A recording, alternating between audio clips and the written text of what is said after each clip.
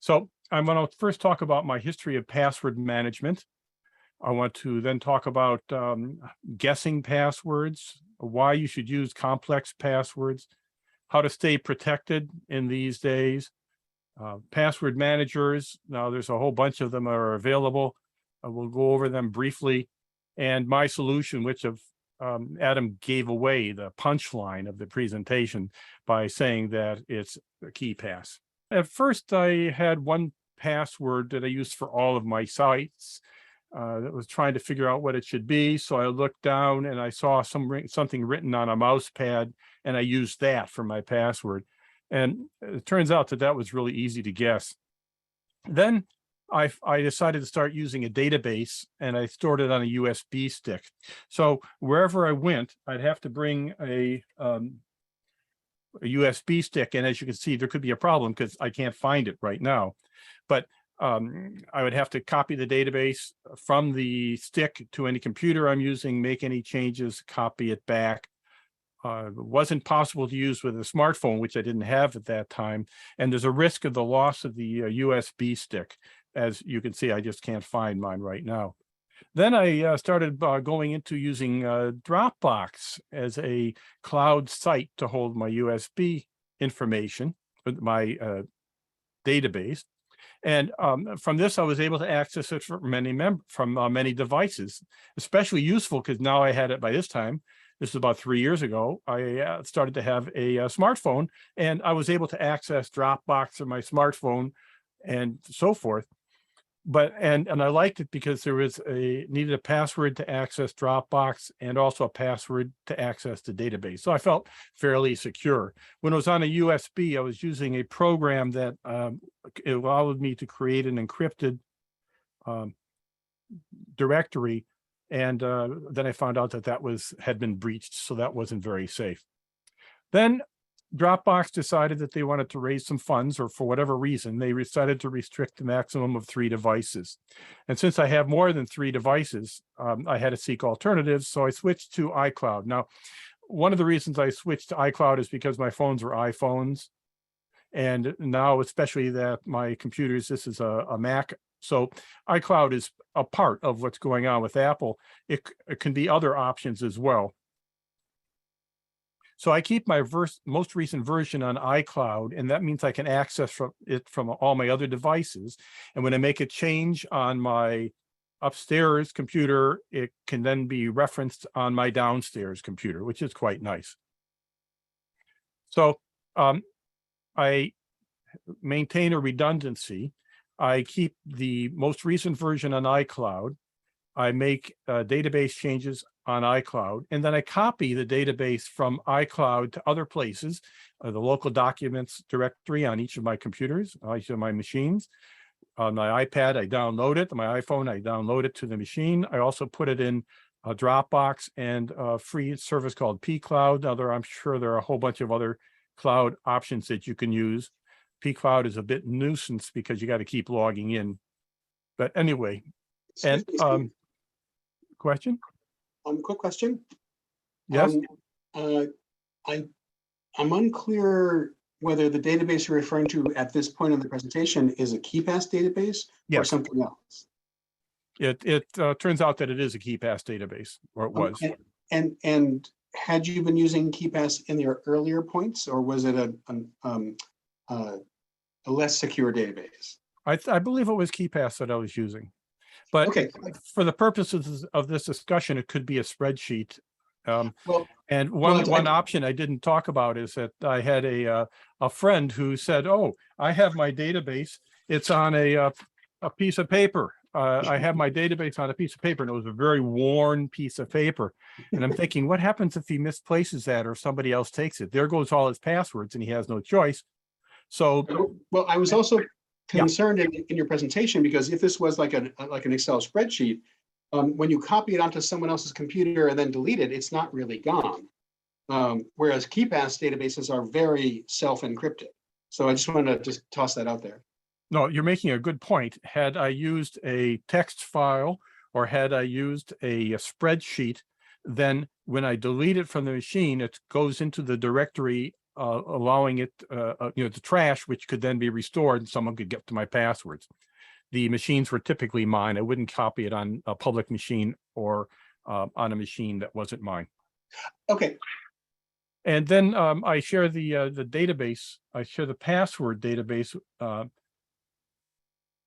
with my wife by way of pCloud. So we can both log into pCloud and she can get at the database if she needs to. If she's nice, I tell her the password. I usually do. Okay. So now, one of the issues I've had using the database is when I'm going to different places, I'm concerned that I'm not using the most recent version. So I found it useful to put a last changed entry on it so that I put this date code, which says October 9th, 2022, October 9th, 2022 at 6:17. That's when I last changed the database. And then I have an entry that tells me what I did on that day.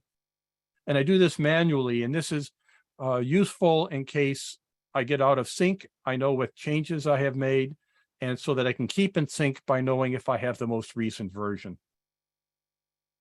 I use the KeePass application that I'm using to create my new entries, which lets me to have passwords that are typically 14 characters or more, upper and lowercase and numbers, and sometimes some special characters. I can try out passwords and it'll tell me how good it is. So a given password here might be this one here, CQLB, da, da, da, da.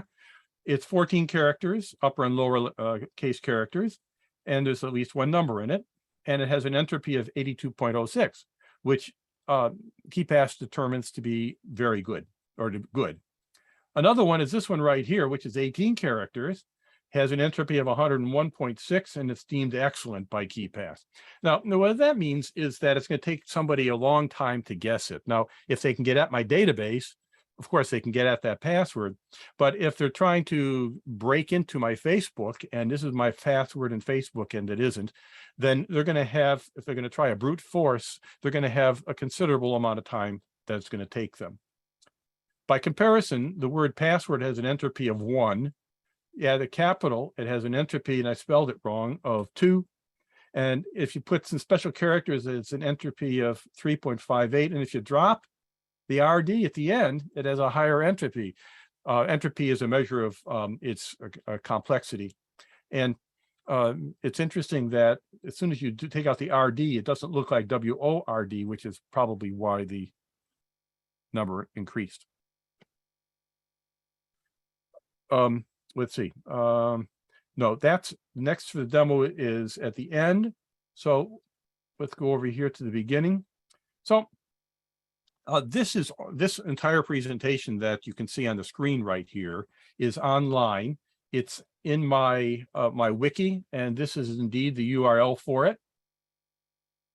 If you just go to wiki.toku.us, you can look for the security presentation if you want to follow along or look at it at a later time. So let's see, on this page. Hey, Steve, could you put that in the chat? Yeah, thanks. Put that in the chat?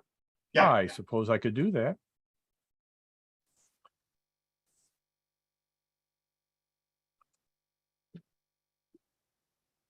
If you also look around, you can see that I have other things. I have quick links to stuff on helping me out with the Gmail. You can do some good searches and so forth. This is a Doku wiki, some my notes for Doku wiki, and it's my wife sending texts.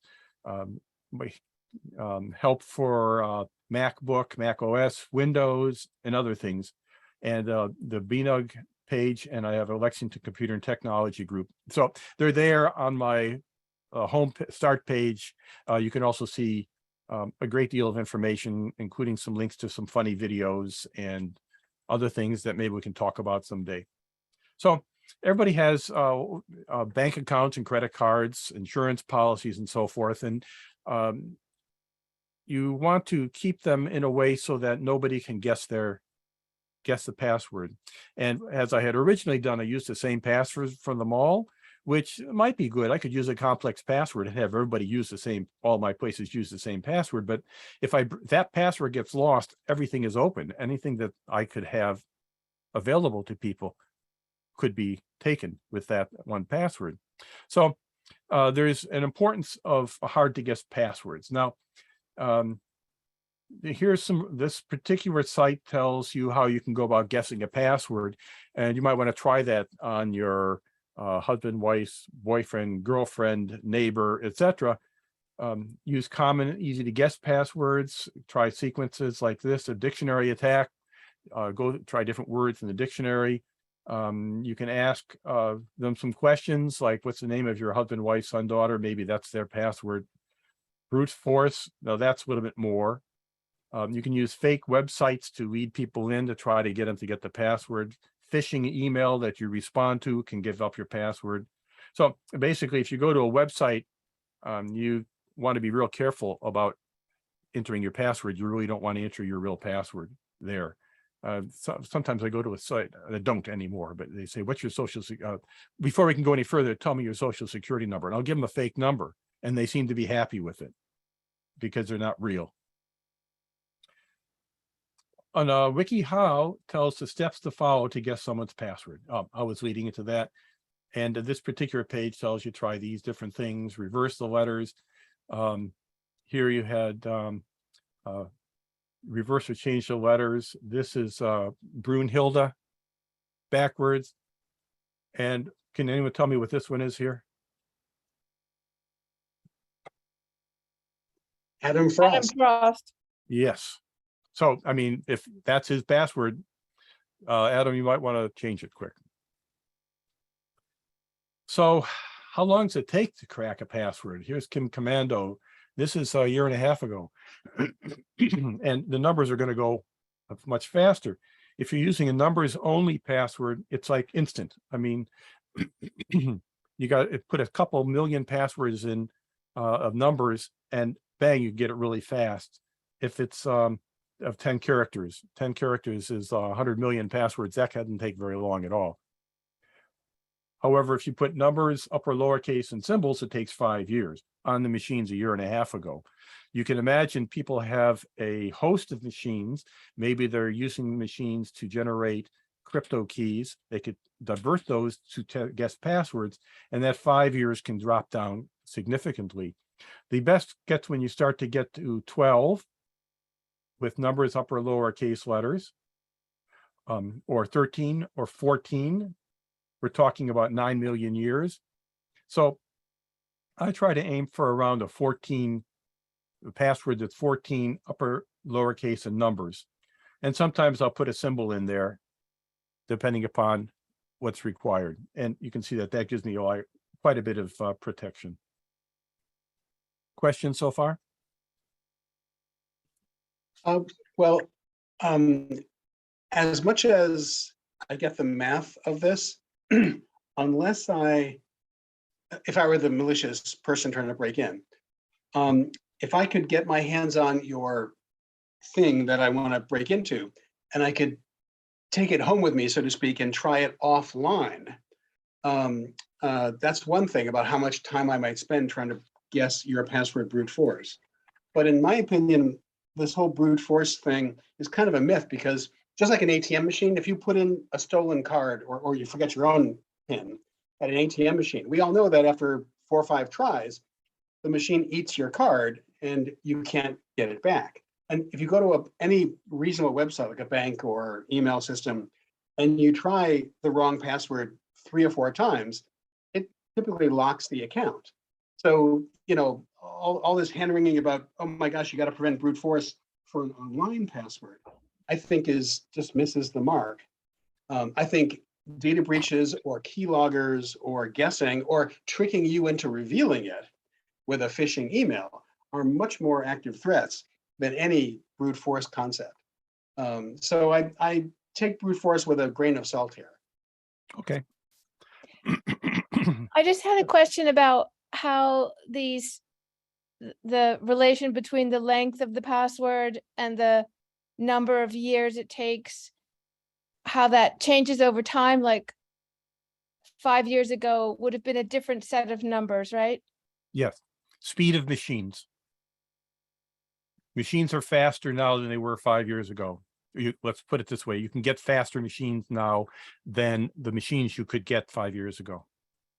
So This- as time goes on, the machines get faster and faster, which means they can do more calculations per second, which means it takes less seconds to do the same thing that would take you to take less time to do the same thing than you could do 5 years ago in the same amount of time, something like that. All this is true, but I want to second what Martin is saying, which is that as we're thinking about security, we want to ask the question, where is the security really? And the question about the length of, I think Martin's making a really good point about emphasis, not about possibility. It's certainly true that KeePass, which we all really like a lot, if you got a hold of my KeePass database and you had the right kind of computer, you could do some serious brute force to get into the KeePass database. It would actually be much harder than it sounds, but it is possible. And it is possible that as computers turn into quantum computers, that it'll get easier to do that kind of attack. I think that's true. But it's also really important that we think about what the real threats are to us. And just in turning it back over to Steve Isenberg, just that the real threat that most of our customers have is they're using the same password over and over. And since some sites get breached and those passwords get retrieved, you can go online and there's like places where you can get free Facebook passwords, thousands, millions of them. If you can guess the password that way, rather than doing this kind of attack, you're much more likely. So having a mechanism so that you're not using the same password over and over, I think is much more important than using a really tough password. Steve Isenberg, do you agree or disagree with that?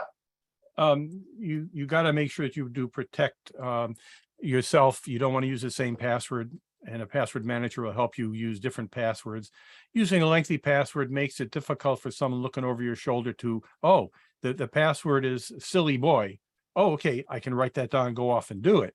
But if the password is, as I have here, one of these up at the top, I forget where it is here, the real lengthy one with 14 characters, it's not the kind of thing that someone can do shoulder surfing and get. So I'd like to continue here so I can make it through this and let Drew get in here. You should assume that an attacker knows a lot about you. Your name, birthday, your parents, they know sequences, combining things together, passwords you've used before. So they're getting some ideas of the kinds of things that they can use to guess. And how do you protect yourself? And that's what the most important thing is here. Use different passwords for every site. So if someone breaks into one site, they can't get into the others. Use strong passwords so that they can't easily guess them. So don't use ones that include your name and birth date and so forth. Use randomly generated passwords so that there's no human element in there, because if a human starts getting involved, then you're most likely going to use a password that someone else might be able to guess. The security questions, what's the name of your first pet? It's 8 o'clock. When did you graduate college? Those are passwords as well. And these are things that someone can find out. Someone can find out the name of my pet. Someone can find out when I graduated college, and they can use those as potential passwords for the security questions. So I treat the security questions as passwords as well. I record them in my KeePass database. So when it says your best friend's name, I might use green grass on Mars as that answer, which is not at all related to what the question is, but is not something that someone would be able to guess. Using two-factor authentication with your phone would be helpful. And protecting yourself, providing for next of kin. If you do have these passwords, and as I've done, I've stored it in the cloud, I give my wife access to that spot and the password. If the time comes when she has to get the passwords and I'm not able to, she can. So here are some ways to remember passwords. Piece of paper, sticky note on the computer, a spreadsheet, we already talked about that, or a password manager. It can be free or paid. It can produce good passwords in one spot. It's backupable. And the concerns are where the passwords are stored, a possible breach if they're stored online, and a loss or theft if stored in a thumb drive on your computer. Questions so far? So there is another option to remembering passwords.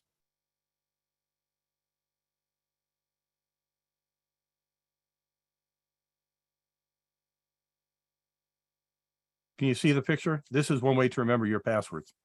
Not that I recommend it. It becomes difficult to change it. I'll bet And someone it's- out there has done. I bet you there's somebody who has done that. Well, this also brings up the so-called biometric, fingerprints or retina scan. You can change a textual password at any time, but you can't exactly change your thumbprint. And it can get stolen and someone else could use your thumbprint. Yes. Okay. Could you say why if you store KeePass online, how that's different from having an online password thing? Sure. Let's go into the next part, which we'll talk about that. LastPass is the first one I'm going to talk about, but the best way to create hard to guess passwords, if a human's going to guess the password, then make it unhuman. Use a program to generate it. I'm going to have some options in the following here. You can do your own DuckDuckGo, or if you're still using Google, you can still use Google to search for best password managers and look for those recent information. I have half a dozen places where I got information at the bottom of this table. This table shows the different online password managers here. For instance, LastPass is one password manager. For the free version, you can access on one device type, either computer or mobile. But the password for many of these is stored online, so that if you go to the LastPass, you might be able to guess the login of somebody and get at their passwords. Mm. A little more on that, Mary. Hold on a second. These are some others: Dashlane, Keeper Security. The free version has a number of limitations on all of these. RoboForm is one device. And then if you want to do more stuff, it's free for one device, but it's 36 or 60 or 35 a year if you want to do that. And then you get down, and NordPass has one. Then you get down to KeePass. I'm using KeePass XC, but KeePass Info is the site to go to get KeePass.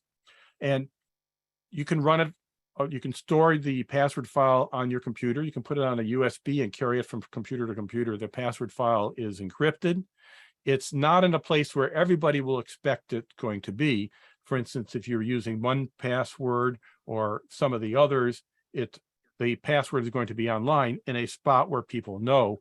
But if you use KeePass, then it will be in a spot where you know. So the person will have to figure out where it's stored, be able to access that place where it's stored, and then know the name of your file, and then be able to undo the password for that. Steve, can I just cheer that statement even, and just say really strongly how important what Steve just said is. When you have for me, this is the deal breaker for online passwords, which is when you have an online system, it's exposed to 2 billion people with computers. When you're on the internet, your program is on the internet, which means there are 2 billion people out there who can have a go at it. They can try different passwords. They can try to suss it out. When you have a KeePass database, it's not on the internet at all. So there's Unless you put it there. Unless you put it there. Yeah, unless you intentionally put it there, but put it there so people can access it. I just want to emphasize that this, for me, is a major selling point for KeePass, which is that it's much, much less exposed by a huge factor than these other programs. Now, what's one disadvantage to KeePass if you are trying to pay for services is that there's no paid version for KeePass. Every one of them is free. It's free open source software. Okay, which means that a lot of people are getting involved in making it, but it's an encryption engine so that no one can guess your passwords with it. But the fact that it's available this way means that it's free. There's no paid version. And some of the others here only have paid versions right here. Bitwarden, $10 a year. So you got to pay for that. Oh, $10 a year, Bitwarden. I got two screens here. So these are the references that I used for this information. And this one right here, this Tech Radar is a very good use for looking at the different offerings if you want to explore the ones that I have in the table above here. And this particular thing from about 5 years ago, actually, while I definitely agree with using a password manager, you should also be careful with who you trust your information. LastPass recently had a data breach. This is back in 2017, where hackers got away with a significant amount of personal information. Thankfully, no personal encrypted passwords were taken, but the fact that they were able to get as much as they did is concerning. If you think that a company whose only goal is to increase your online security would be able to defend against intrusions by attackers, you'd expect that. Now, if you store it in one of these other paid services where it's stored online, hey, it's easy to get to, but it can be breached. So what I do, as I told you, is I use a KeePass application on multiple devices. I use KeePass XC on my MacBook. I use KeePass Touch on my iPhone and my iPad. I don't have an Android and I'm not using Windows. I store the password in iCloud, local document storage. I copy the password as I told you. KeePass XC is very nice because if I make a change to the password file, it gets propagated to the cloud. So when I go to my other machine, it gets it. On the iPhone and iPad, I need to download a version because I'm using different software. And I told you I've added an entry to the password file that tracks the changes. I'll show you this in a minute. I'm going to do a little demo of the program. The benefits are it's free. And because of my use of the iCloud or Dropbox, it's available on all my devices. I have one password to remember. I can use long and complex passwords. I can keep track of my past passwords so that if I go to a site and they say, you got to change your password, I go to my KeePass entry and I put my new password there above my old password so that I have them both remembered. And I put the date when I put my new password in so that when you then go to the next page where it says what's your old password and your new password, I have them both available. And I'm repeating myself here. Many of these features can be handled and provided by other password manager software free or at cost. It keeps whole logins and passwords, other information like social security numbers, okay, secret passwords, answer to what was your dog's first name, where it doesn't have to be your dog's first name, your first dog's name, past passwords, and all of the data in this database is encrypted. There are many applications that you can access to KeePass, and I'm repeating myself here, I guess. And this is the history. And if there's not any questions, I'll go in, I'll give a brief demo of KeePass. Go for it. All right. You can see that I'm using KeePass. This is my real password file, and I'm not going to go into there. This is one that I use for an example, and I'm going to enter the secret password here, which is 1, 2, 3, 4. Good. Okay. So now this is the way it looks like. It's a very small password file. My real password file has hundreds of entries. This is my log right here, and you can see that I last touched this on October 9th. Just a second. And it looks like I added some fake notes here, but this is the way I maintain my log entry. And that is I show the date right here that I last made a change. And these are the things that I did right here. I added credit cards, updated social security cards, and so forth. There are other accesses here, and perhaps Adam or Drew can tell you about that. I just deal with the entry. I do have a very simple use here. So you have passwords. I have online purchases for Amazon. Here's my password I used for Amazon. I used it in 2019. I changed it on August 18th. Here's another password. Oh, I did 2019, April 12th. That's when I did this one. And here's my first one. You see I'm getting longer on my passwords. And these are the answers to my best question. My best friend is Capture. My father's middle name is Card.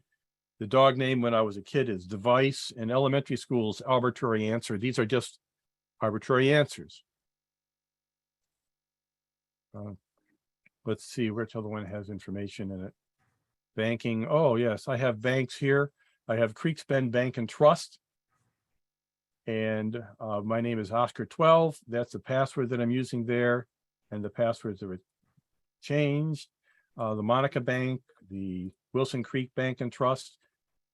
Any event, if I was going to use one of these, and these other guys can show you, I would go to one of these here that has a password, this one right here, and I would go to the site and I would have the URL here, what it is, and I could use that, copy, paste it into my browser is what I do. There's got to be better ways of doing it. I don't do that. And then I would copy and paste this password. Now, you'll note that the password, I have it up here, and I also copy it down here, because that way, if I accidentally go like this and then, oops, hit a character, it goes away and I've lost it. Now, I can cancel and get out and it's still there. And I don't want to save them in this case. But that way it prevents me from accidentally making a mistake by storing it in a separate spot.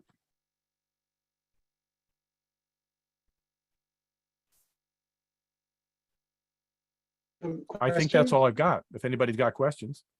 Question? Yeah, Martin, that's your job. What's a question? I appreciate that you put the history of your passwords in the notes area, but I have some memory of a recent or previous demonstration by Adam that KeePass also tracks the history. Let's see. There is a history.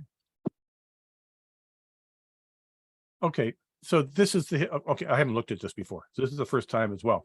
Looks like I made some changes on these particular things right here. These, when I did it, the time and date, and how long ago it was, and what I changed, but it doesn't tell me what the changes were. Oh, It doesn't okay. tell me what the old and the new password were and what the changes to the notes were. It just tells me that they were changed. Is there a way to get at that information? I'm not Adam? aware of Adam, do you know? Sorry, you're muted if you're, I can't tell if you're speaking.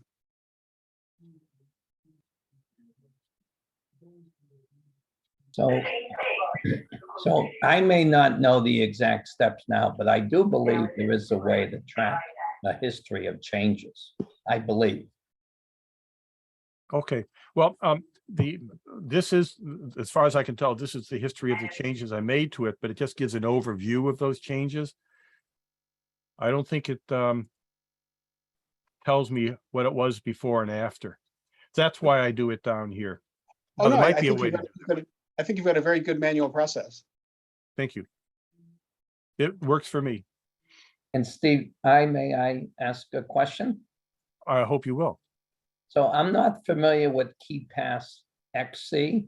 I think from when I first met Adam, we would go to 99 and select KeePass. Is there a big difference between, I'll just call the KeePass standard versus KeePass XC? It's Well, the user Steve's on a Macintosh, interface yeah. is different. Yeah, this is a Macintosh, in case that clarifies. This is, you can see the little thing in the corner here? That tells me this is a Mac. So I have to go with what applications are available. So that's a good segue into KeePass.info. It's a good segue to the page. And we accept. Okay, this is KeePass info. This is where you'll go to get your version of KeePass. Now, these versions here, I believe, are Windows versions. If you want to get a different version, like for my Mac, or for your iPhone, or for your Android phone, or for your iPad, you'd want to go over to downloads. And now you can for the Windows, you'd want it, if you were on a Windows machine and you wanted it, you can get KeePass 2.52, you would download right here. Steve, can I comment for a moment? Oh yeah, what's up? I apologize for stepping up for a moment. I just wanted to say that my own preference for getting KeePass for Windows is to use ninite.com because you get the latest version and it works really well and there's no nonsense. What I found is the KeePass website often can be very confusing. There are a lot of different downloads to choose from. I haven't gotten to that yet. And so I find that Ninite for Windows and for the Mac, I find that KeePass XC, which you can get by Googling it, KeePass XC. Yeah. X is in xylophone, C is in charming. But I would not do it from here. This is such a confusing, in my own opinion, this is such a confusing list that I found myself downloading weird stuff and it just got me all muddled. So if you Google KeePass XC, go to their website, and then There for is the a KeePass iPhone, XC website. try Googling KeePass XC. It should bring you to the right place. Right there. And then for the iPhone, the program and the Android, I believe also, that program I've been using with customers is Strongbox, which is a very effective program that imitates KeePass very, very well on these. Yeah, I tried that night. I tried KeePassium and I tried Strongbox, and there's some reasons I didn't want it. Okay, the bottom line is all of these ports here are ones that you can use with your KeePass database. So what's the difference between these? The way it looks on your screen and the way you interact with it. Some of them will be easier for you, more difficult for you, but the underlying database is what is the same. And if you can see here, it ends in KDBX. That is the database. And this particular database here or here is one I can reference on any of my devices that have a KeePass port. It could be KeePass XC, which, as Adam says, I would recommend for these particular places. I find them useful. If you want to look at other possibilities, if you're more of exploring, Adam is right. You can get very confused with this, but if you want, you can look at ones here to try them out, or just use KeePass XC. And there's more information on this page, but for Windows, you'd want to do this, or maybe you want to use KeePass XC, up to you. Any other questions? I'm And about ready for Steve, Drew may to I say. ask one more? Yeah. And I'm not sure if Or- you're familiar with Strongbox, but I have Strongbox on my smartphone. But the only downside I found is any changes I make to my KeePass program on the desktop, it doesn't sync up to Strongbox. That might be why I wasn't using it. KeePass XC, you can see on here. When I go to this one, I'm not gonna open it, but you can see it goes to Cloud Docs, which means it's going up to my cloud. This one here, I'm not sure what, oh, yes. So both of these are on my cloud, which means that if I had another machine here, I could go and access this database. And as soon as I change it or save it, it'll appear available on the other. That's one thing that KeePass XC does. So I guess that's the reason why I didn't want to use Strongbox. So hold on a sec. I just Go want ahead. to point out that Tom, I'm not sure how you're set up, but Strongbox does synchronize if you choose. If you put a file on Google Drive or on Dropbox or some other, or iCloud, and then you point to that file using Strongbox on your iPhone or Android phone, it will synchronize perfectly with your computer. Now, if you make changes, are the changes ported back to where they were coming from? 100%. So you're using the same data file. The data file is sitting, imagine everyone that you have the data file sitting in the cloud somewhere. That data file is pointed to by the Strongbox on your phone, but also by the KeePass on your computer or several computers. They're all using the same database. The thing to note about KeePass is that it's a networkable system. It was designed from the beginning to be networked so that it doesn't matter, as long as you have the file on the cloud in some place, in a reasonably safe place. It doesn't have to be incredibly safe, but a reasonably safe place. Then your individual devices can reach up to that place, and then any changes you make will get made in that file, which will then be accessible by all the other programs. Yes, okay, thank you. Pricing. No, I never figured out how to get KeePass to, be part of Dropbox. And then for me, KeePass is great, but when I'm out and about, Yeah. I So did Strongbox and I have my important information on Strongbox. But if I've added 50 non-important entries to my desktop, They're not on Strongbox. Yes, and in some ways, that strategy is kind of cool because it's really secure. But it's also a nuisance because if you make a change in your main KeePass, it won't propagate. So Tom, here's what I suggest. Take the database and put it in Dropbox. Then go to Strongbox, install a new Strongbox and say, and it's going to ask you, where is your stuff? And you're going to say it's on Dropbox. And they're going to ask you for your Dropbox password and it will then connect to it. Give it a whirl. I will give it a try. Thank you. You're welcome. You also, Adam, I'd like to point out, this is Strongbox. I got on the screen right here. And the free version doesn't allow Touch ID unlock. When I'm on my phone and I'm using my my thing, I can touch and the password file is opened up for me. This one doesn't do that unless you go to the Pro, which means you're paying for it. Yes, and so So that, that's something that you're going to need when you're deciding what you want to use. yes. You might want to consider that. Well, is there a product, Steve, that does use that doesn't charge for the iPhone? Yeah. What Yeah. product is it? Let me see. It is, go to that page. It's called KeePass Touch. KeePass Touch. You can't see it. Is there possible to see a feature list comparing it? I mean, is there, just so we could compare it to Strongbox? I don't know. Not a big deal, but I think it would be good to have a product that we all like. I've been using Strongbox, so I just know it a little bit, but if there's if KeePass Touch is better, I'd be game. Well, I've been, KeePass Touch does not automatically update where it came from. I have to manually do that.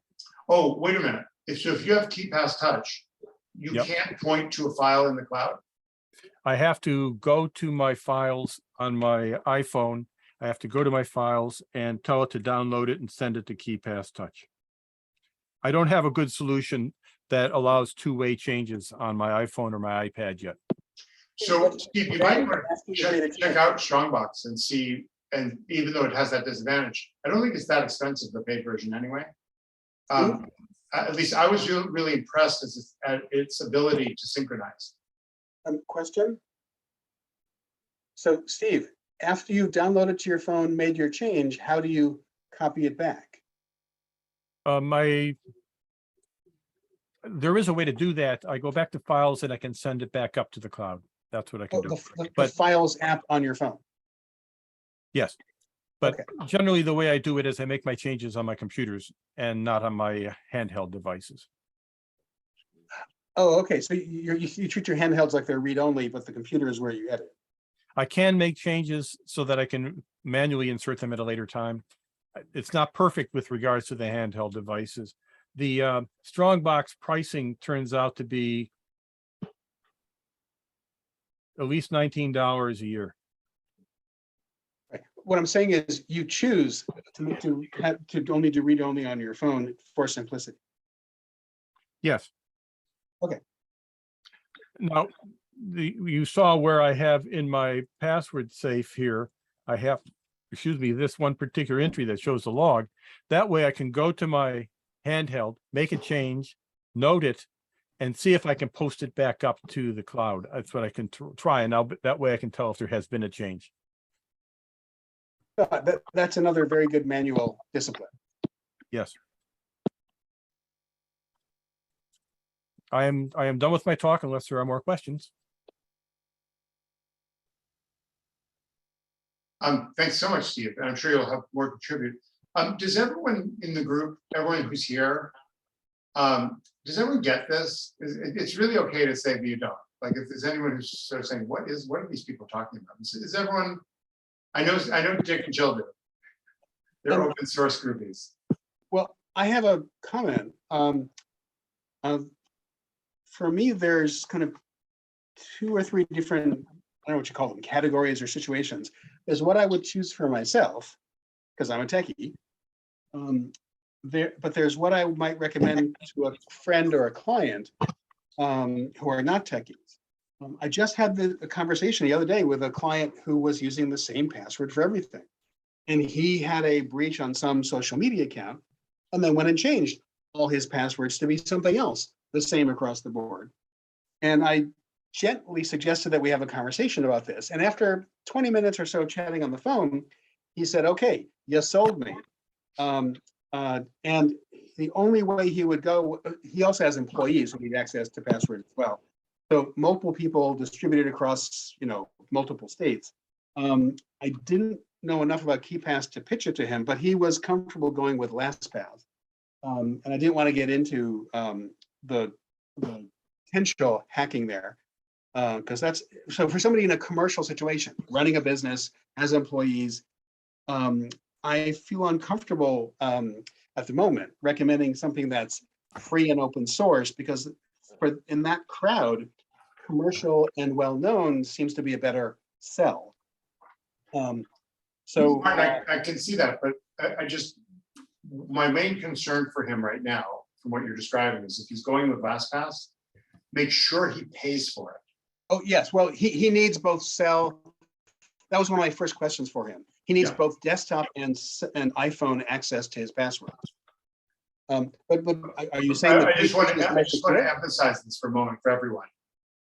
Never ever go with a free online password program. Because my experience with them, specifically with LastPass, is that one of my customers lost their master password, and she went through the password recovery process with LastPass, and it did not work. And so we called LastPass and said, we got a problem here. And LastPass, the staff there said, we're sorry, you'll have to recreate your passwords. I want to repeat this. The staff of LastPass said, we're sorry, you have to recreate your passwords. This is completely unacceptable. And we tried to raise hell in various ways. It made no difference at all. There's no appeal. You sign something when you sign up with all these online services saying that you have no rights. It was a really very awful situation. And so my recommendation, first of all, I don't like using these services for that reason after that bad experience, but also if you are going to use one of these services, if it's paid, and I say the same thing about Google, if you're using one of these services, use a paid service so that they have some responsibility towards you. So, end of rant. Okay, I think Drew has something to present. Martin, why don't you finish your question? Then I'd like to go on to Drew if we could.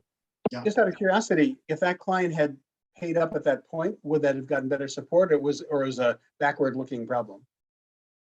You mean if they suddenly given money to LastPass, would they have helped them? That's my feeble question. Yes. I don't know the answer to that, but my suspicion is no. My suspicion is that they won't take responsibility. The free version is like not our problem, and you can't turn it into a paid version. You have to create a new database. Oh, you can't upgrade. Oh, okay. I don't know. It's a really good question, and I should have thought of the bribery angle. Okay. Drew. Okay, thanks. Drew, you're on. I'm on. Okay, hang on one sec. All right, let me do a screen share. I have that. Go. All right, let me get And again, my, if people could mute during his presentation, that would be nice. Unless you want to ask a question. great. Thank you. all right, so keeping in line with the presentation being about KeePass and open source, some of the stuff that I have written down is covered, but most of it's not. KeePass is XC is the particular app that I happen to use on Windows and on Linux. It has a nice user interface, I think better than the original KeePass interface. And it is consistent across the three major platforms, which I like. So if you're giving it to somebody to use, it's a product that they can't unfortunately use it on the iPhone and the iPad to make it really and on an Android phone. It's strictly a desktop based app. But it's a good one for your desktops. This is the one thing that's kind of probably unique about any program is that KeePass is not one app, it's a dozen apps or more. It's really the database file that gets you the information. So it's just the software that gets you there. And I choose KeePass XC. On Windows, it supports fingerprint biometric authentication that Windows does. So when I open KeePass XC, it first prompts me for my master password. And then it opens up another box saying, okay, Drew, go ahead and scan your thumbprint and verify that it really is you.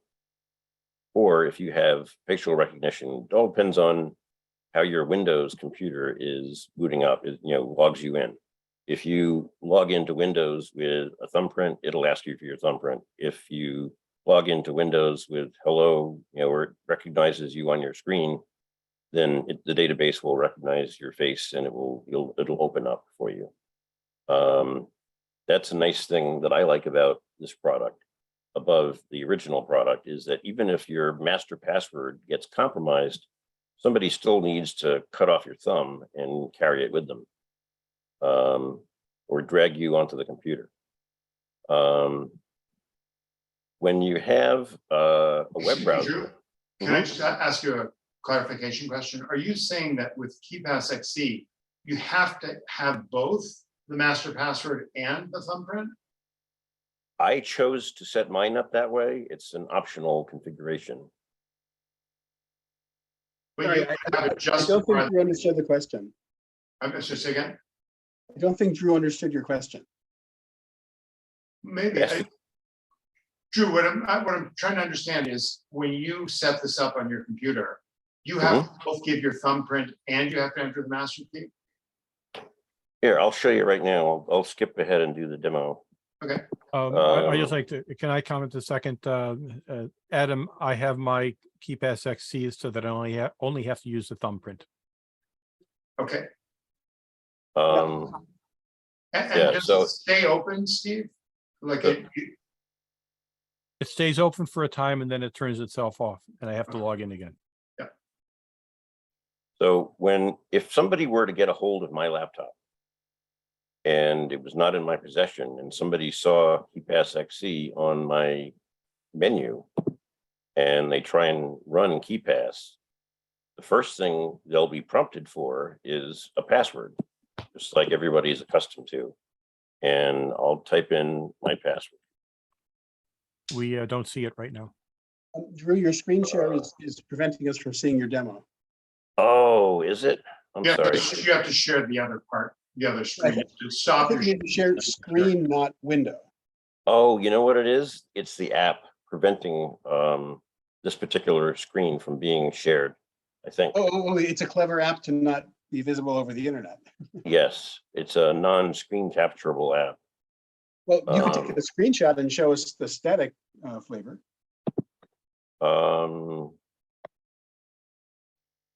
Let's see if I do that. Oops. Can you see that? No, Oh, let me The app might be smart enough to prevent your screenshot from working. yeah, it won't let you capture the password entry. That's at really the clever. point I'm at the point where it does the same thing on my cell phone, but I know how to disable it on my cell phone for the demo. I didn't realize that this wasn't visible to you guys. What I have visible to me on my screen right now is a password prompt asking me to unlock my database.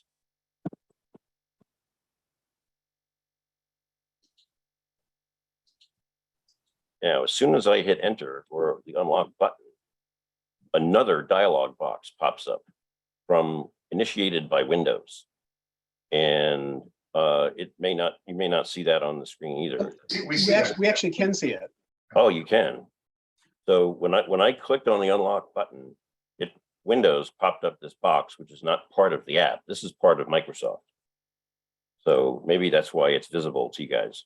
So now I need to actually put my finger on the fingerprint reader on my laptop before the app will open. So Adam, the answer to your question is yes, it requires both. Yeah, So did I Unless answer that the- more did I choice, get- that more choices may take him over to a Windows password prompt, but cool. So this is an app it's got a nice user-friendly interface. It supports autofill, auto typing. What this does is if you have a browser and you go to a browser page where you're going to log in, you can just click go into your KeePass app and find the entry for the website. And it will, you can just click on the keyboard icon that's right here, and it will automatically go to the browser, switch to whatever the previous window was, enter your username, a tab, a password, and an enter, and you're logged into your account. And you can customize the auto type.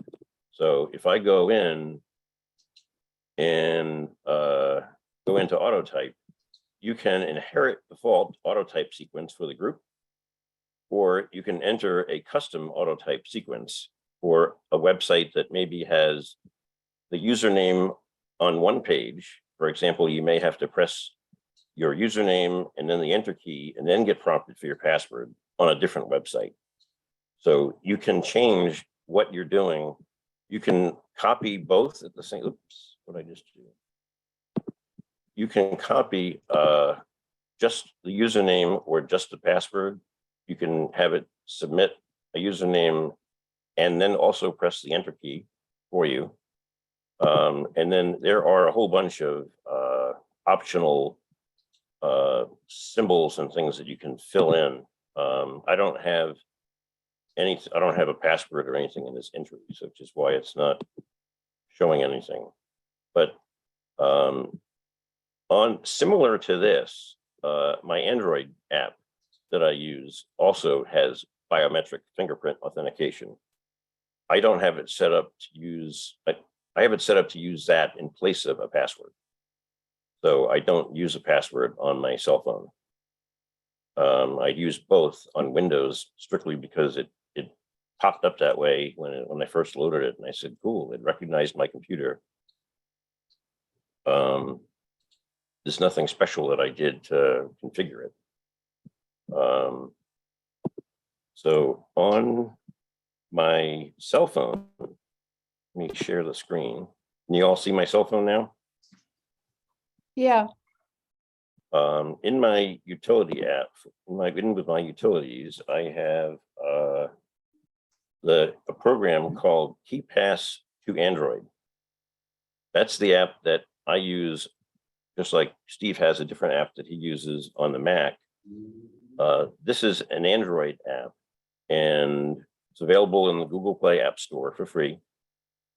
KeePass Droid, the one next to it, is a local app only, meaning that you can take an offline copy of your database file and open it locally on the phone if you don't have access to the internet. KeePass to Android is programmed automatically. The screen went blank because it's on the screen. It's right now prompting from my fingerprint. When I put my finger on the fingerprint, it opens up my database. And it auto synchronizes to common cloud service databases. If you go into the database, if I were to open another database and I say open file, I can directly from inside the app choose to open a file from my Dropbox account, my OneDrive account, my Google Drive account, an FTP server, whatever I want from pCloud is directly supported. So every time I launch the app, because you're on a phone and you're connected to the internet all the time, the first thing it does is logs on to the cloud server and downloads a cached copy of the database. So if the phone loses access to the internet, Android, the program will still be able to open your database file and give you access to your passwords so that you can use them locally. I have opened files on my Gmail server. You can open, I keep them on Google. That's my cloud server choice for me. Android users are required to have a Gmail account for their phone, just like Apple users are required to have an Apple ID. So it was the logical place for me to keep my database file. Windows also because I keep my database file on the server, I use the Windows version of Google Drive from Google. It's a free app that lets you synchronize your Google Drive files. So if I were to edit my database file, it would end up in this list in my system tray, and it would tell me that I can check and verify that it properly synced. That's just the standard Google Drive synchronization thing. So that's what I do there. Let me get back here for 1 second.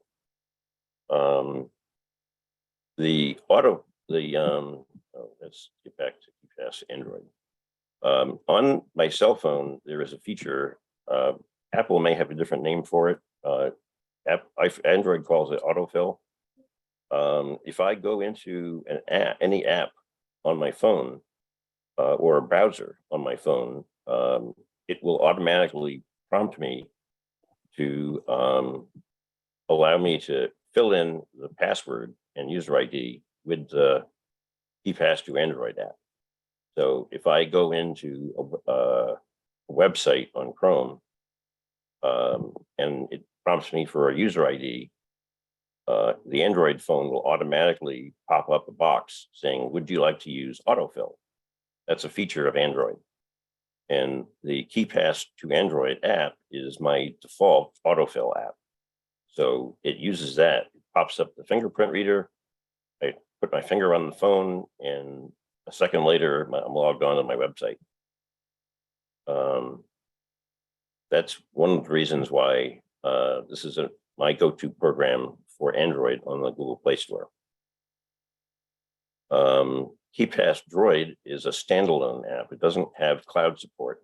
So I keep a file on my phone. I copy the KeePass database file down to my phone. And if I need to, I can just use KeePass Droid to open the database file. Cloud storage support. I use Google Drive on Windows, and I use it on Android. KeePass to Android. Oh, yes. And on Linux, I put the RO in here to remind me that Google Drive works on Linux. I've gotten it to work. Only I haven't gotten it to sync properly in 2 directions. So I don't recommend Google Drive if you're a Linux user. OneDrive, I have managed to get working to a degree on Linux, although it's not as great as Dropbox is. These are instructions to follow for setting up OneDrive on Linux Mint that I followed I found these on the internet, followed them, and they worked.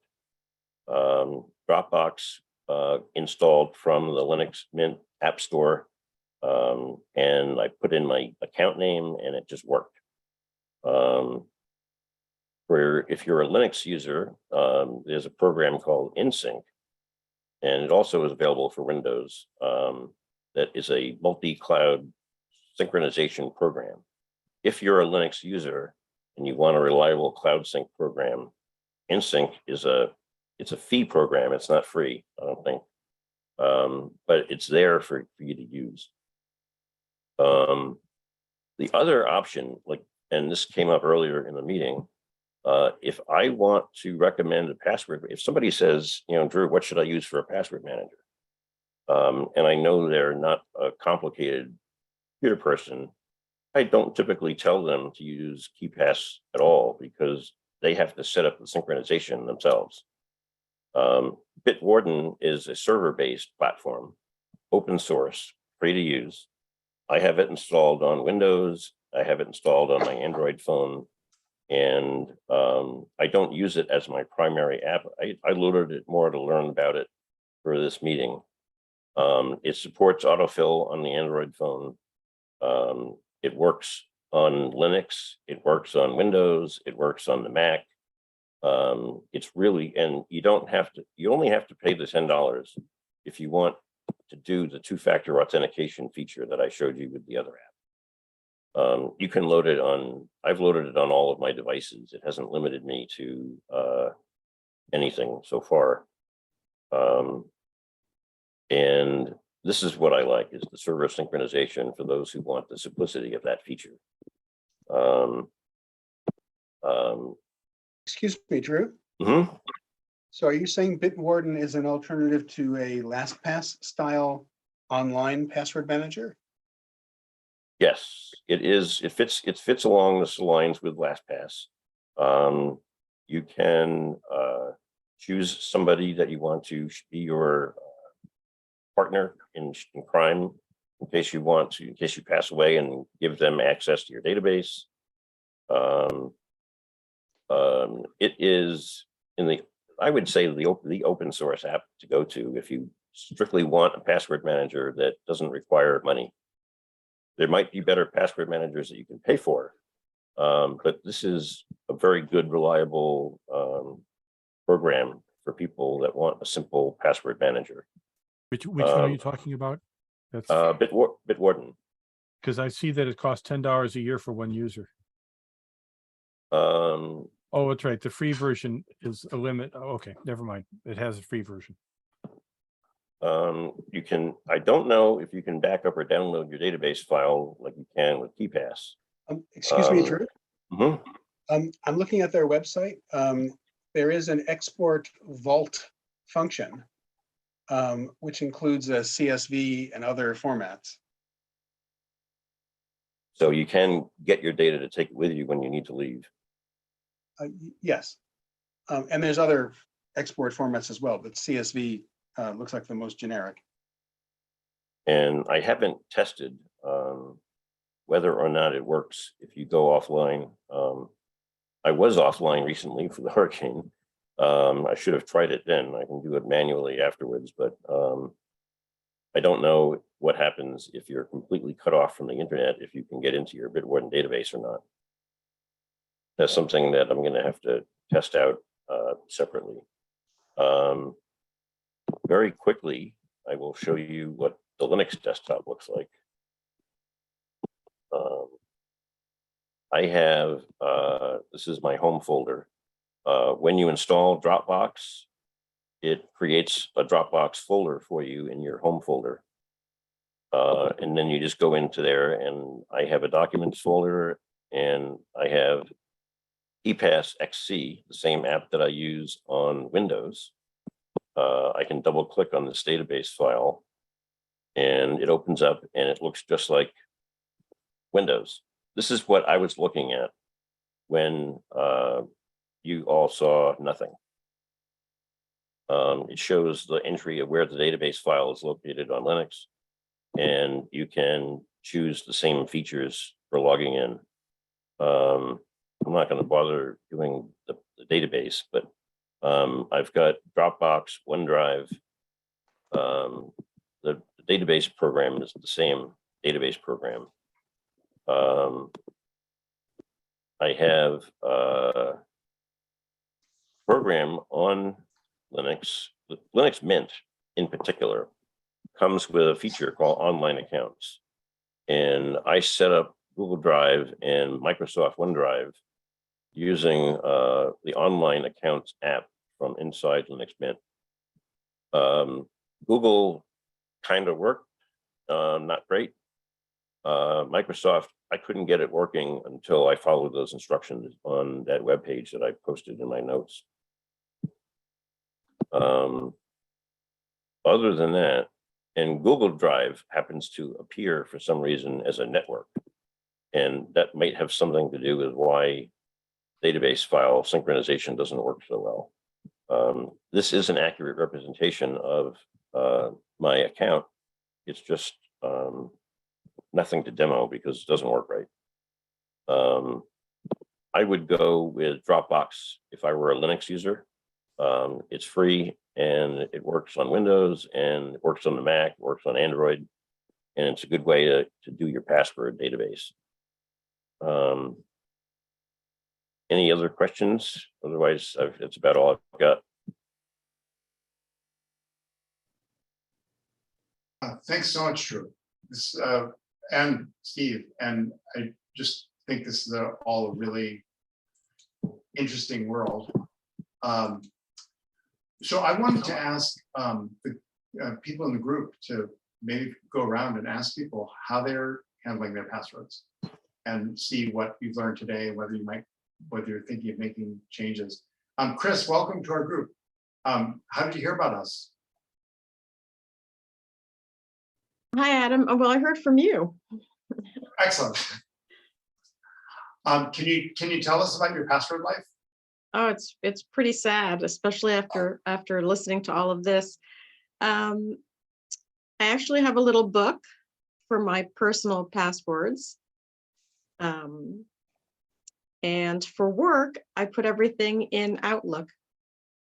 In like a mail, like an email? My Outlook, yep, my Outlook contacts. So just a couple of comments for the whole group, not just for you, Chris, which is that what Steve and Drew have presented is a really good foundation for how to use these programs. But I think it's also really important I think it's all really important to understand why you want to use this program. So I think that the vibe I've gotten from Chris and Steve, is that, from Drew and Steve, is that they're using it mainly for themselves. Like, this is how they get into their stuff. And Steve mentioned that his wife has access to it. I want to really point a spotlight at this. This is a big deal. And what we found in our company is that most people do not have a sensible succession plan. Most people don't have a sensible arrangement of what will happen if you're sick. You don't even have to die. You can just be sick enough so that you can't get access to your stuff. And all hell's gonna break loose. Nowadays, everything's getting paid online. There's all kinds of stuff that needs to be accessed, and it's gonna be really difficult. I've pointed out to people that even if you're the legal executor, if you go to Bank of America and say, I'm a legal executor, you can just imagine what they're going to put you through before they give you access to somebody's accounts. You can pay the light bill. And so we really urge people to think about this carefully. It doesn't mean you have to go all computer. If you want to put it on paper and give it to your executor, that's fine. But you should do it, and do it promptly. You should have some mechanism in place so that in an emergency, somebody can do the basic things that they need to do. I would add, just to echo something that Steve Isenberg was saying about the secret questions. The secret questions are a real vulnerability. We call it the Sarah Palin problem in our company, because Sarah Palin, when she ran for vice president, someone hacked her email. And the reason why was the secret questions were, what is my husband's name? And what college did I go to? Well, you're a public figure too. Everything about us is now on the internet. You can get my college post office box from 40 years ago on the internet. It's just really crazy. So the secret questions, making them fictional and putting them in your password manager is a really good idea. But also there's another, again, the succession issue comes up. Even if you've chosen clever secret questions and you've given the right answers, your executor probably doesn't know what they are, or won't know how to spell them, or won't know the punctuation. And so thinking of your password list as a communication tool, it's actually in many ways less about keeping the bad guys out and more letting the people you want in, and having a good system for doing that. So I really recommend that you do this. And this also means coming up with a password management system that your friends understand, your executor understands. And that might mean a notebook. The problem with a notebook is that passwords change all the time, and you end up crossing stuff out.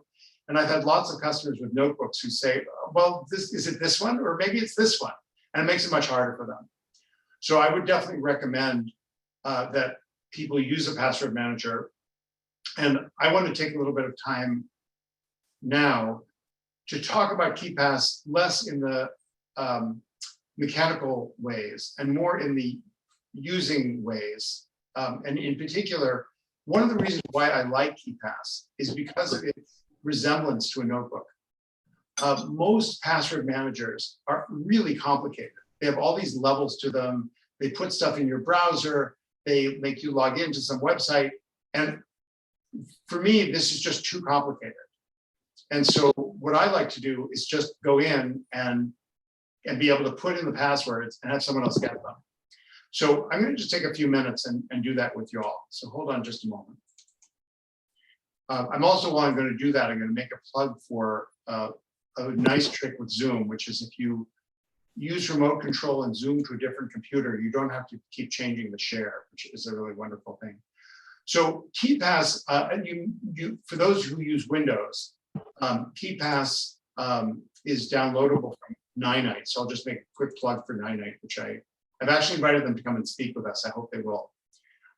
So if we go here and go to ninite.com, you're able to click here on KeePass and download it. And you're guaranteed to get the latest version of KeePass for Windows. With the Mac, KeePass XC is available on a website, so you can download that as well. Drew, I really appreciate your idea of using KeePass XC throughout. I'm so wedded to the PC version, and most of my customers use it, that switching I think would be challenging, but I will definitely take it under advisement. So here I am in KeePass. Question? Yeah, please. Did I see correctly that Ninite says it can update things simultaneously instead of in serial? That's correct. If you checkmark all the programs you use, it will update all of them for you. Yes, but does it do them simultaneously or in series? Well, I don't know what you mean. It does, as Ninite does everything one by one. It goes to this program, it does its thing. It goes to another program, it does its thing. So all at once doesn't mean simultaneously. It means you don't have to do anything. and you won't have to bother yourself. That's exactly what it means. Yeah. Okay, thank you. You're very welcome. So here's KeePass. When you install it, what I recommend is you go to Tools and Options and change the under Security, there's a clipboard auto clear time. I want to emphasize that KeePass was created by fanatics, and I'll explain what I mean in detail. But KeePass was made by really crazy, I love them, but they're crazy people. And so they created this auto clear time that erases the keyboard after 12 seconds. And I don't know about you, but I can't do anything in 12 seconds. What they're asking you to do is copy something, get it over to the program where you're putting it in, and get it in within 12 seconds. I think it's unreasonable. I changed it to 120, which I definitely recommend. So, now, here's KeePass. And you create a new database, just like you do in Word. You say File, New, and it says New Database. Where you're going to put it in your Documents directory. I recommend creating a folder called Passwords, or you could just put it here and give it a name. And the name will be Adams VNUG database. Then it asks for this word. The word master, unfortunately, is going out of style in the computer world, but it still exists in this program, so we're stuck with it. Adam, quick question. Yes, please. Did I observe that it prevented you from using spaces or punctuation in the database name? Or was that your choice? My choice, and I don't think there's any problem. It's just a file name like any other. Okay, thanks. So the master password, I think, is a really important concept.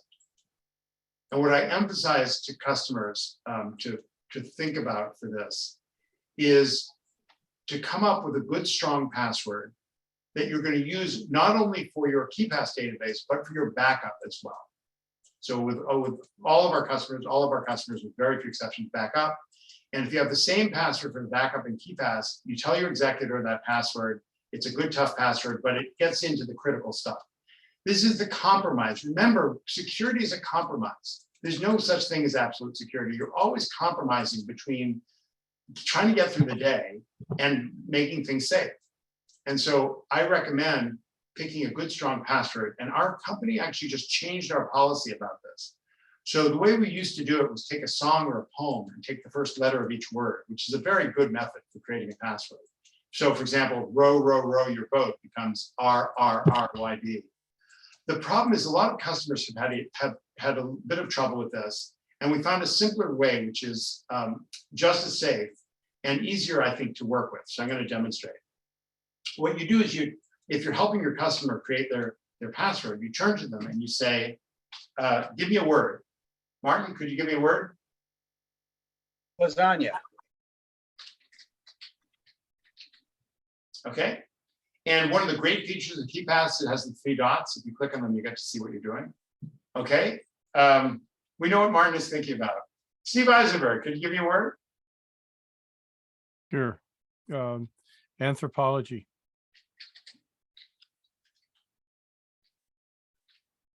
Misspelling. Misspelling could be a benefit. Yes. And merit? Sailboat. Okay. So this, in my opinion, is a little too long for someone to have to type over and over, which you'll have to do with the KeePass database, but let's go with it. So what I recommend to customers do is they take this password and they write it down on a piece of paper and put it in their wallet and make sure that they get the case right. So this password will meet almost all password tests in the sense that it uses an unusual, a special character. It has a number and it has letters and it has a change of case. So most automatic password tests will pass it. And it's ridiculously long. I think it's too long for a good KeePass database because it takes too long to type. And we're all, but we'll go with it. It's okay. So now. Is your gold standard 3 words? Is that what you're saying? I'm sorry, say that again? Is your gold standard for this new technique 3 words? Is that the Yes, background? it's not only my gold standard. I checked in the UK, the national security authority uses this method. This is an uncrackable password by any standard. No one can break into this password. There's no way they can guess it. There's no way they can brute force it. It's quite safe. So KeePass has gotten very thoughtful. They have an emergency sheet. So if you print, it will print out your master password for you. Just to give you a feel for this, I chose the print option, and we'll print to PDF, and you'll see what it looks like.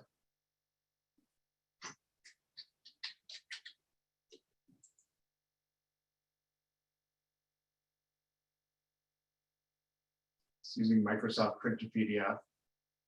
I think it doesn't seem to open Acrobat automatically, so we'll do it. So here we are in documents, and I just created a PDF called test. Let's take a look at it.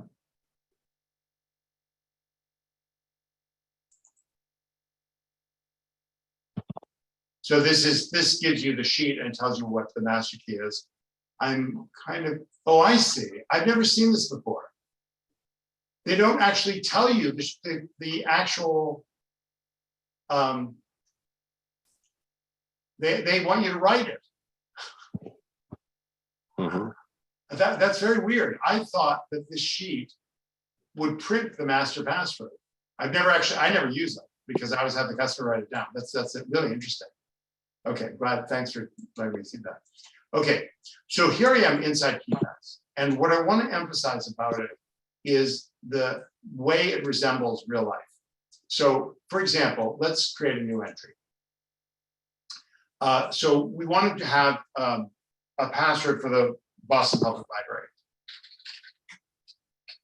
which I really recommend, by the way, because I've got amazing resources. Usually the username is your library card.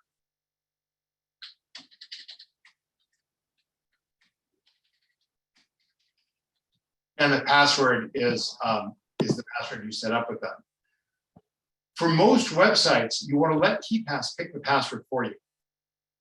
So notice here that KeePass has picked a really crazy password. We'll talk about that in a bit. And notice it's 20 characters, it's a huge password. And then down here, we can put the web address of the thing we're going to.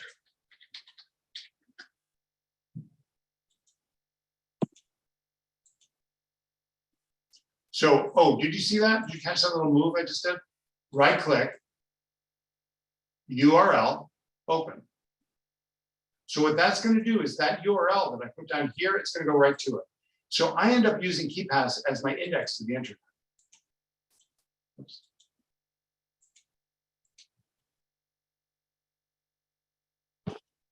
Here I am. Okay. So if we log in here, you can log into my library dashboard. And it's going to ask for my username and my PIN number.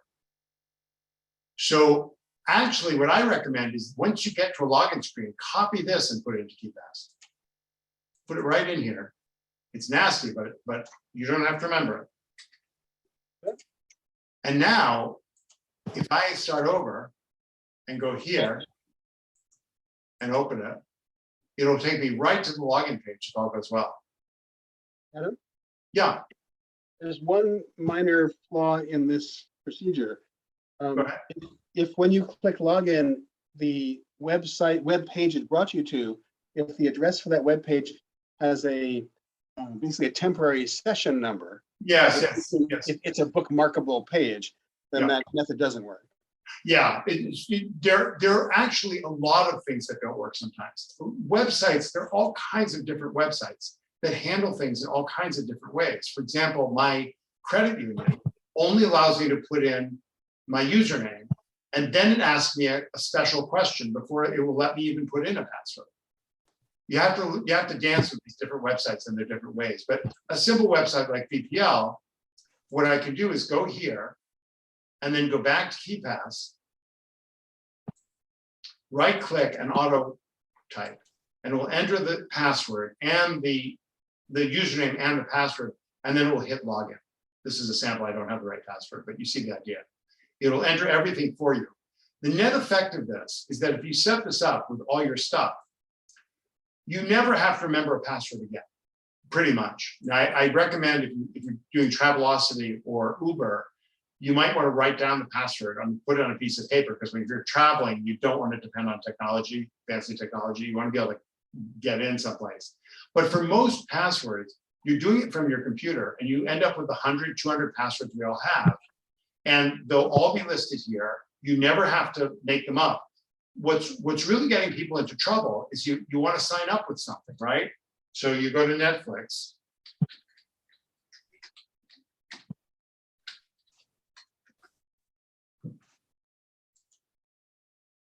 Started by a guy from Massachusetts, by the way. And you sign in and you don't have an account. So this is not the place to do it. Adam, How do you sign up for Netflix? Adam, Yeah. you were right there. Please go back to sign in. Oh, was there a place? Yes. Scroll down. Oh, here, sign up now? Yeah. Yeah. I think the other option was to put, here, we're kind of back where we were. You put in your email address, right? So this is what people do all the time. They put in their email address, but here in KeePass, we do something different. We create the entry first. So here we say Netflix. And this is where KeePass really comes into its own. So I can put in, add some keywords, movies, waste time, TV, whatever you want to put here, popcorn. And then you put the username, which usually is going to be your email address.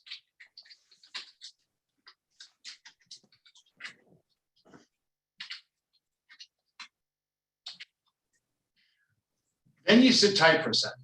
You go ahead, click here, and I recommend when you're using KeePass, click the save button all the time, just like you do in Word. Just save my whole database there. Now, I'm going to go to Netflix, but I didn't put in the URL, so let's do that. Excuse me, Adam. Yeah. You jumped over the part where you accepted that KeePass generate a password for that entry. You're right. So here's what I'm going to do. I just created my entry, right? I'm going to copy the username, and it's going to put in my email address because that's what I chose for the username. Now I click Get Started and watch what happens next. It says finish setting up your account, and now it wants the password. Now this is where most people say dog's name, date, plus 225. But this is where KeePass really earns its keep. You click here and you copy the password that KeePass created. You don't know what this password is and you don't care. It doesn't matter. it's stored in your KeePass and it's safe. And so now I'm creating a plan.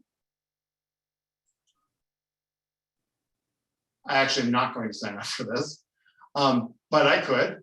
And it would then have my password in the system. You're going to sign up. And yeah, I'm out of here.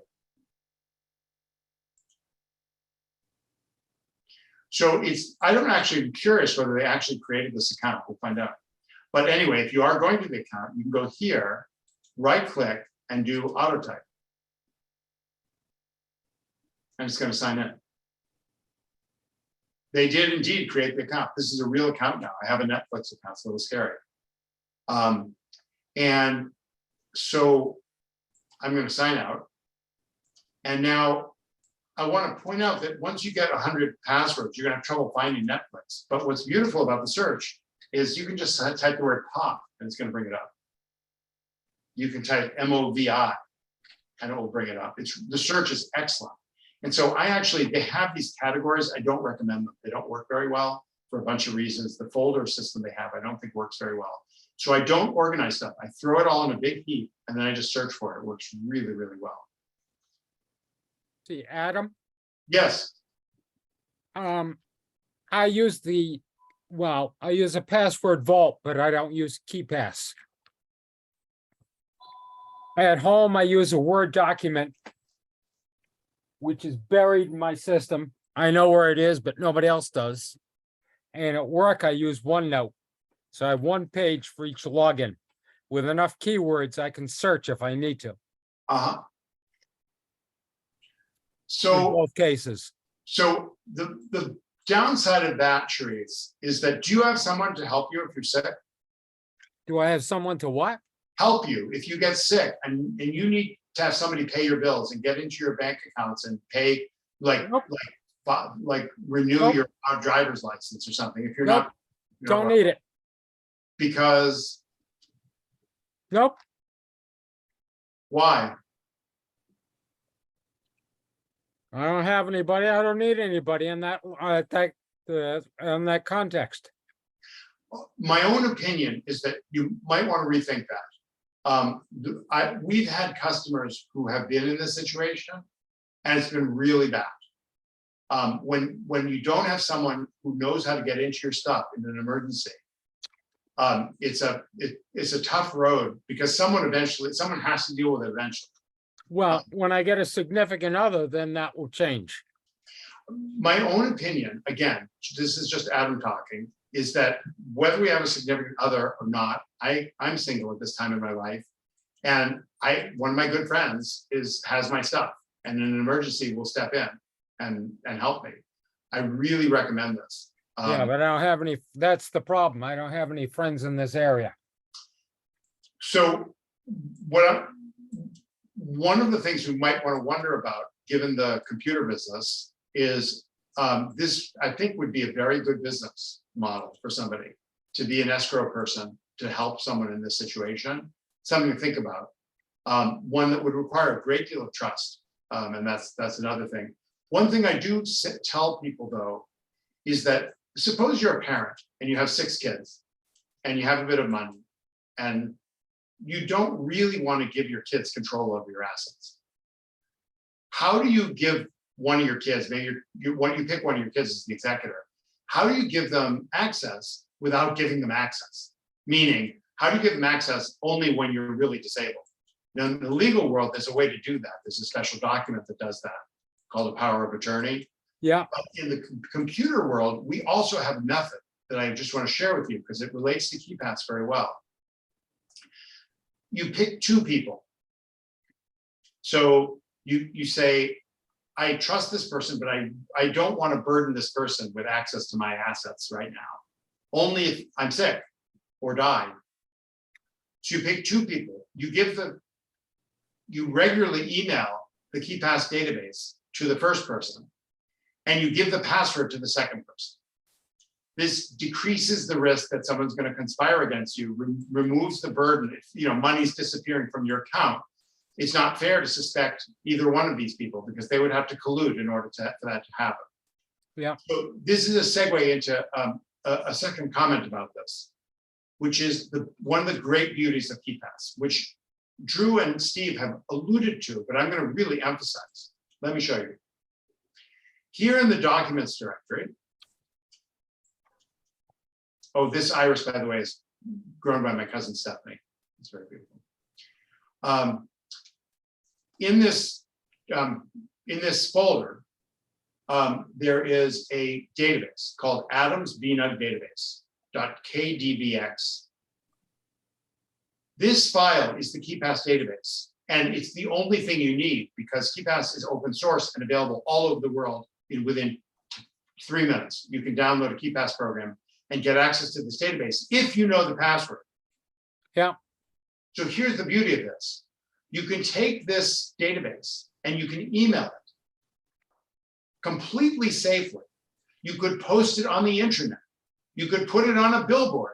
You could do all kinds of things with it, and nobody can do anything with it because they don't know the password.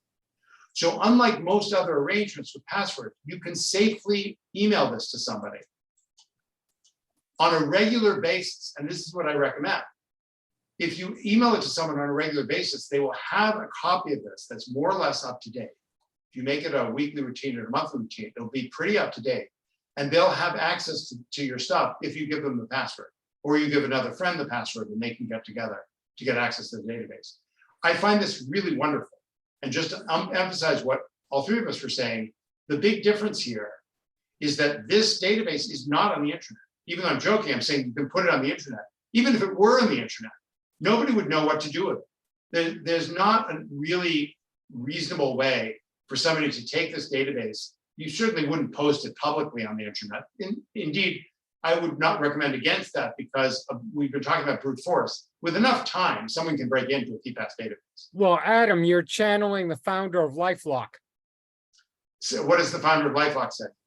Well, when he started the company, to advertise the company, he ran around with one of those rolling billboards Yeah. with his social security number on it. Oh, I see. He was showing how strong LifeLock is. Yeah. Yeah, that's yeah. I don't mean to taunt the bad guys here. What I'm trying to say is, in real life, what I'm recommending everybody do, everyone in this group do, some variant on this, which is put your important passwords in a KeePass database. Lock it with a really good password with 3 words, an asterisk, and a number. Give the password to your friend. Give the KeePass database to another friend, or send them to them regularly, and you will have a very secure way for people to help you in an emergency. All right, And- so how did the two know about each other? They're both your friends, and you tell them, you say, if you want to conspire against me, get together and do it. He has to have some kind of trust to make this Yeah. work. Yeah, obviously. Yeah, but what I'm saying is that my opinion is that for many people, the damage that somebody could do by getting access to your database passwords is nothing close to the damage that will happen if people don't get access to them in an emergency. The access to your stuff in an emergency, in my opinion, is just a much bigger deal. The worst that's going to happen if someone breaks into your accounts is they're going to steal something, which is very hard to do. Most of the companies that have money, if they suddenly see large amounts of money moving around, they're going to have a cow. It's not easy to do, but I'm not encouraging people to make it easy for people to break in. I'm just trying to put things in perspective. Yeah. That the use of a program like this as a way of helping people in an emergency is really great. And the beauty of KeePass is it's very easy to teach people how to use. Because it's cross-platform, a family with different kinds of computers can access it. Well, I've used KeePass on clients' machines when they had passwords embedded in the browsers. Yes. So I use it to scrape the browsers to get the passwords out. And why is it bad, centralize them. Shrees? Why were you against having passwords embedded in the browser? Because if the browser crashes and it has to be reinstalled, it can take the passwords with it. Oh, that's an interesting point, a very good one. Another point is that anyone who gets access to the computer, if they get into the browser, they get access to all the passwords. That too. Now, there is some more security built into Firefox. It has a lock on it, but it's not a pretty site. And you may be using your browser now with your passwords and transitioning slowly. And again, I recommend slowly to a program like KeePass is a really, really good idea. KeePass can be run with a cloud base. It takes some extra work, and you need some help from somebody who knows how to do it, but it's definitely worth it. There was something else about this too. Oh, KeePass is fully networkable. Now, this is a really beautiful thing. If you're in a family, you and other people in your family can share the same KeePass database. And so one person can put in a password, and then the other people can get access to that. So This do is they really each have their own account? No.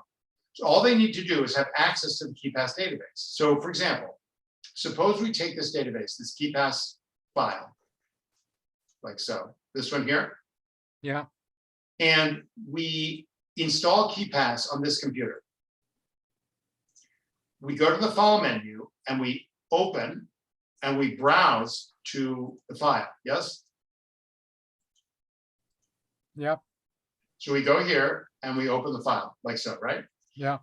This is a networkable program. So if we're not on this computer, but we're on a network, we can go file open and browse the network to where the file is, as long as the file is shared, and open the file. Both people can use KeePass at the same time and add stuff to it, and it will synchronize the passwords. If the file is on Dropbox, you can have people in different locations using the same KeePass. Think about the implications of this. In a company, you can have a very secret database. You have a database for keeping information about vendors, like what the FedEx numbers are. And you can separate them out into different KeePass databases. And so you have these different Rolodexes, which different people can get access to based on the password. It's a really lovely thing, and we've used it enough, so I feel very confident about it. It works very well. A few glitches, but mostly really, really good. Can I ask a Yeah, go ahead. I'm just wondering if any of you have ever printed out your KeePass database. Yes. We can do that right now. KeePass has very robust printing and exporting features. So for example, print. There it is. And then we go ahead and print that to the printer. And that prints the whole thing? Take a look. It may be hard to read, but basically each row is a password entry and each column is an element of that entry. It doesn't have any horizontal lines. Yeah, But so here's Boston Public Library. There's the username. There's the password. Cool. Now, what I think is an even more wonderful feature is the export feature. So suppose you're in a company and you want to give an employee access to a certain folder of passwords. So this does have a folder feature, and this is where using it would make some sense. They're called groups. So if you had a group and you call it FedEx, and in there are a couple of different FedEx numbers. So we'll call FedEx 1 and FedEx 2. FedEx 2 is for international shipments, say. So suppose you want to give that employee only these passwords. You can right click and you can export the group. You can decide which kind of KeePass you want to use. We're going to use the KDBX 2.x format. Notice it's creating a brand new file. We're going to call this FedEx only. And now we have a new file in here. Watch. I'm going to do file, close this one. Then I'll do file, open. And notice now we have two databases here, and this one is FedEx only. Notice the difference in size. Slight difference there. Now let's go ahead and open this. Now it's going to use the master key that we use in the first place. So lasagna. And I have no faith in my ability to type this successfully, so I'm going to type like this. Anthropology. It's actually kind of nice. I like this password. sailboat. Oh, and a number up there, right? 67? Was it 67? Yeah, I think so.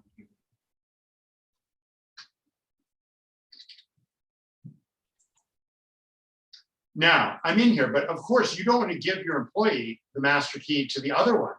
So you just go in here and change the master key and give them a new one. And then this password is completely independent of the first one. Really easy, really straightforward. Dependence also means they don't synchronize. So if you have changed the FedEx, you have to tell the employee. Well, when you break up a database like this, you no longer have the you have a new database called FedEx, and actually you'd be wise to go in and remove the passwords from the original one, because you don't want exactly what you're describing, Martin, is going in and messing with the original. So this would be a situation where you're really breaking up the database rather than keeping it in both places. But it's very useful for that reason. But it can also be good if you need to give the database to two different people, you want to make some decisions about who has access to what. The thing I want to emphasize is that you may notice that none of this requires rocket science skills. Most of this is very simple, straightforward stuff. You don't need to know much about the internet or about much. You just have to have a feel for the commands of this program, which you'll get the hang of in a brief amount of time. So we're going to wrap up in just a little bit. Any closing comments or questions before we wrap up? Anna? Yeah. Two things. While you were talking, I Googled crack KeePass database. Yeah. And I found some articles that, we can talk about later, but might be useful to take the techniques of cracking a KeePass database for a test drive, just to see what current technology can accomplish, obviously subject to the speed of one's machine. Does it look scary, Martin? Does it look like somebody could crack my database easily if I? Well, it all seems to hinge. It all seems to hinge on the cracking technique, like, dictionary attack. I don't know if dictionary attacks employ multiple words. So it all boils down to the technique and the time and the speed of the machine. But basically, since KeePass is not an online thing that counts how many tries you've made, it does lend itself to brute force. Well, this vulnerability you describe it is a real one, in the sense that if someone gets their hands on we say in the computer business, physical possession is possession.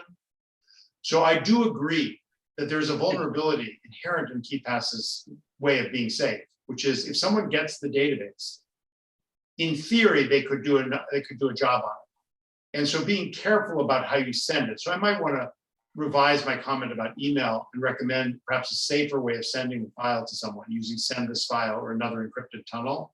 So let's bear that in mind. But if you think about how difficult it is for someone to get their hands on this file, it is really difficult. Like they have to get into your computer, get the file, they have to get it to themselves, they have to get it to their supercomputer. Compared to breaking into a website with an easy password, KeePass is definitely superior, I think. You have a second thing, Martin? What's the encryption level with KeePass? Wait, I'm sorry, was that Charisse? Yeah, What is the encryption level? It's AES 256. okay, that's fairly sophisticated. It's gonna take a lot of power to crack that. Yeah, I don't think it's realistic in the short term. Martin, did you have a second comment? Well, actually, two more. I years ago started using and I'll put it in the chat here, a different program called Splash ID, and I chose it. There's two different websites that I think take you to the same thing.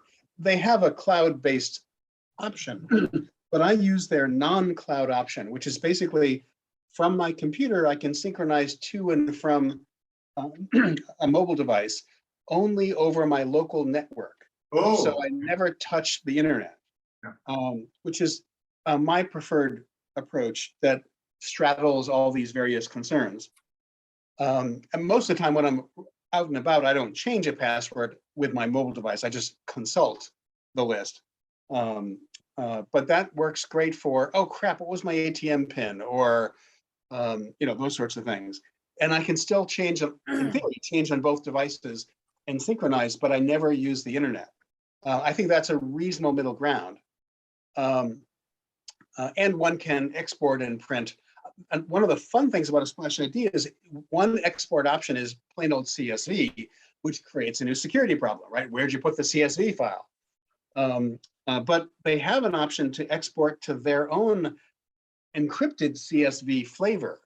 Whereas, there's, token, comma, token, comma, token, and the tokens look like yucky stuff because it's been encrypted with the master password. So in a future rebuild of your database after a disaster, but you have the export as backup, you would need the master password to parse the encrypted CSV on import, which came up recently with a client. So that's my recommended password database if somebody can go there, and it's a paid option. It's a $20 a year or something along those lines. Similarly, with paper password organization, I started with passwords on paper. I had a sheet in each client's file with their passwords. And then when I went to Splash ID, I typed everything in.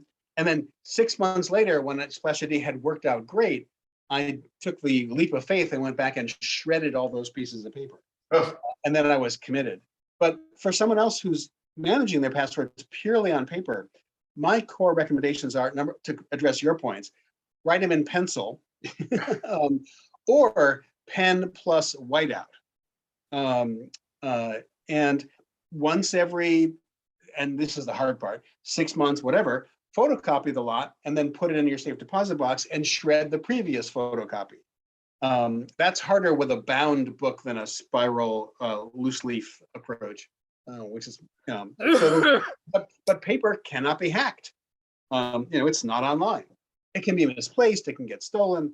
So lock and key, cleaning lady, family are potential vectors.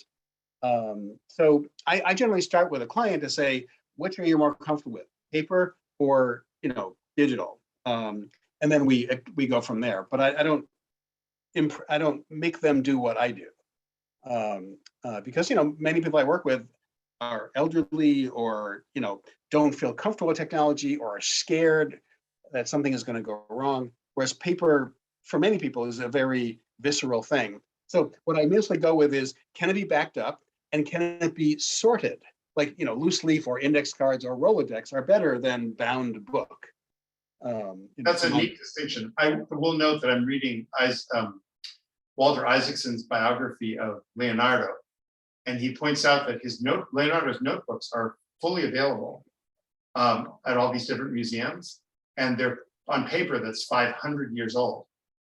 And he said, this is actually a pretty effective medium. One more quick comment. I have some clients who use Keeper, Keeper. Yes. Online. It's analogous to LastPass. And what I discovered with Keeper is that Keeper and I think LastPass and other online systems have a share this password or share these passwords with other people. Like Dropbox has a share this file, share this folder. You have to have a Keeper account. And I think I discovered after the free trial, I had to have a paid Keeper account. Yeah. But one of the fun things that I'm, decided it was a business expense is the client shared from their Keeper account to my Keeper account those passwords that I would need to help them with stuff, which meant that I still might need their help with two-factor authentication to sign in. But if they change those passwords, I don't have to go say, hey, you changed the password on me. I need to get in to do my thing that I'm doing That for you. is so helpful. I really appreciate that. I've seen Keeper in action. I was impressed by it. Right, although it's best to get your Keeper account all set up first before they do the share, because I found that somewhere in there between the free trial and the free trial expiring, the sharing thing went to hell. So you may have to be prepared to pay for it. So I just want, Steve Isenberg's leaving, and I just want to especially thank Steve and Drew for sharing and teaching us about KeePass. I want to thank everyone for coming today.